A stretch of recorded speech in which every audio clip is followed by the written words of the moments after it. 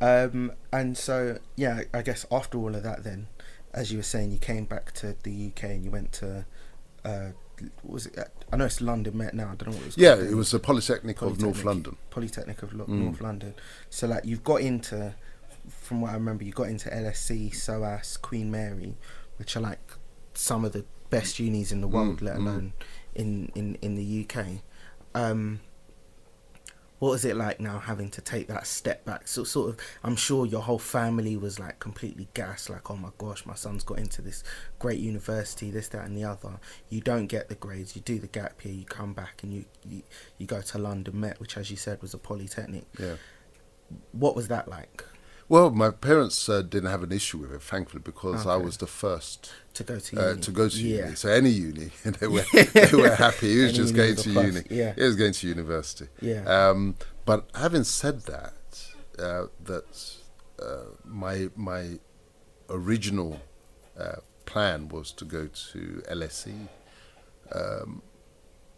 rather than the Polytechnic of North London. But I did not regret that decision afterwards, or the outcome, because you see, part of the reason I personally didn't want to go to the major universities was that I was tired of being the only one, one in the class, or one of a few in the class. Yeah. I bear in mind I've had this Nigeria experience now. Yeah. I want my people around me. Interestingly, well, obviously, you know, I went to LSE. Yes. And I went to LSE for the same reason, but I specifically, because I felt like out of the good unis, if I was to go to like Warwick or Oxford or Cambridge or Exeter or something, and I didn't like it, and firstly I already knew going to a good uni I was going to be one of the few. Yes. And I thought, right, if I go to one of these unis and I don't like it, I'm stuck. Like, I'm stuck in Durham.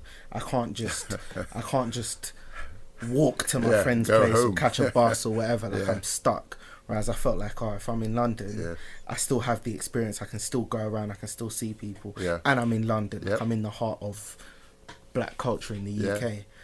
So it's interesting that you said it's interesting that I can completely relate. It's interesting that one generation on, that was exactly my thought process, to say, I need to enjoy my graduate years. And I go to these interviews and all the other candidates are looking just too white for my liking. You know, as I said, I came from an Inner London comprehensive where there were lots of, everybody was there except in the sixth form. I said, I don't want that experience again. And when I went to the Polytechnic of North London, one of their social evenings before I gained admission, and there was everybody, my people. There was everybody, my people. And I said, this is where I'm going. I said, this is where I'm going. And of all my siblings, I think I had the most enjoyable graduate experience. My sister, my youngest sister, went to Exeter University, which was highly regarded for law.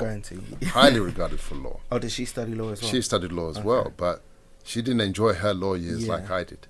I enjoyed. So, and that's the way to study, I think. I think in order to, you need an environment that is supportive, you need an environment that is enjoyable. You know, studies should not be too hard in all respects. It's hard work intellectually.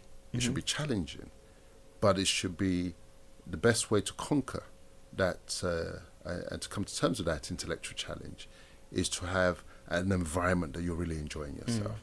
And so, every day I look forward to, we'll make noise when we're playing snooker, we're playing music, and we're, etc. And then we'll go and focus on the studies. And then we'll have our dance and a conversation. The politics, that's when the political animal started to be awakened. I was about to ask about that, because obviously I think